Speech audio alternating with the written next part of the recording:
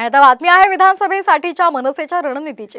मनसे माजी आमदारांना निवडणुकीच्या रिंगणामध्ये उतरवणार असल्याची माहिती सूत्रांनी दिली आहे। बाळा नांदगावकर, नितीन सरदेसाई, प्रदीप भोईर विधानसभा लढवणार असल्याची सुद्धा चर्चा आहे। माहीम, शिवडी, लालबाग मधून निवडणूक लढणार असल्याची माहिती सूत्रांनी दिली आहे।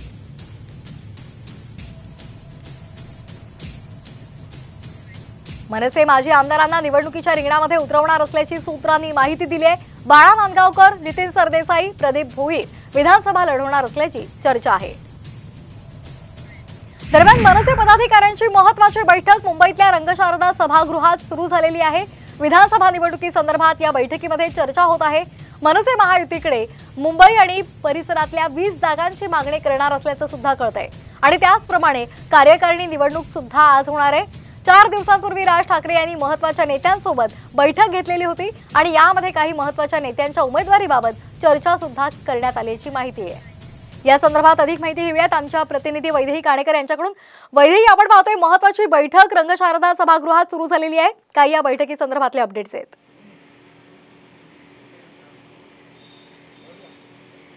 नक्कीच रंगशारदा या सभागृहामध्ये मागच्या 1 तासापासून जी आहे ती बैठक सध्या सुरू असल्याचं बघायला मिळतं आहे। राज ठाकरे स्वतः या बैठकीला उपस्थित आहे आणि आपल्या कार्यकर्त्यांना, पदाधिकाऱ्यांना, विभाग प्रमुखांना जे आहे ते राज ठाकरे योग्य ते मार्गदर्शन करत असल्याची देखील माहिती मिळते आहे।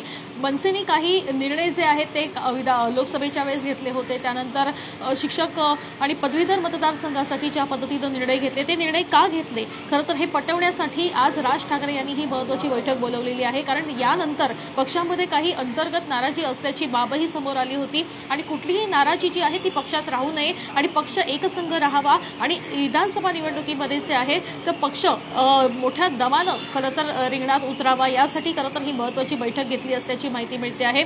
288 विधानसभेच्या जागा आहेत, मात्र त्यापैकी जवळपास 20 ते 25 जागा ज्या आहेत त्या मनसे लढवणार असल्याची देखील माहिती मिळते आहे आणि या जागांवर असे तगडे उमेदवार जे आहेत ते मनसे लवकरात लवकर अधिकृतरित्या घोषित करणार आहेत। मात्र तत्पूर्वी कुठल्याही पद्धतीची पक्षामध्ये नाराजी असू नये, विभाग प्रमुखांमध्ये नाराजी असू नये आणि प्रत्येकाने पक्षासाठी काम करावं आणि विधानसभेसाठी फोकस करावं, यासाठी कार्यकर्त्यांना आणि पदाधिकाऱ्यांना बूस्ट करण्यासाठी ही खरं तर बैठक या ठिकाणी आयोजित करण्यात आली असल्याची माहिती देखील मिळते आहे। या बैठकीमध्ये राज ठाकरे प्रत्येक प्रश्नाची उत्तरं जी आहेत ती आपल्या पदाधिकाऱ्यांना देणार आहेत आणि पक्षांतर्गत जी नाराजी आहे ती दूर करण्याचा प्रयत्न देखील करणार आहेत। त्याच्यामुळे मोठ्या दमानं आता विधानसभेसाठी ही तयारी जी आहे ती राज ठाकरे यांच्याकडून देखील केली जात असल्याची माहिती मिळते आहे। महायुतीचा घटक पक्ष म्हणून खरं तर मनसेकडे सध्या पाहिलं जात आहे, मात्र मनसेची नेमकी भूमिका कशी असणार आहे ती आजच्या या बैठकीमध्ये दिसून येणार आहे। अगदी धन्यवाद आपण दिलेल्या सविस्तर माहितीसाठी। एक महत्त्वाची बातमी, मनसे पदाधिकाऱ्यांची आज महत्त्वाची बैठक पार पडते। विधानसभा निवडणुकीसंदर्भात या बैठकीमध्ये सध्या चर्चा होत आहे।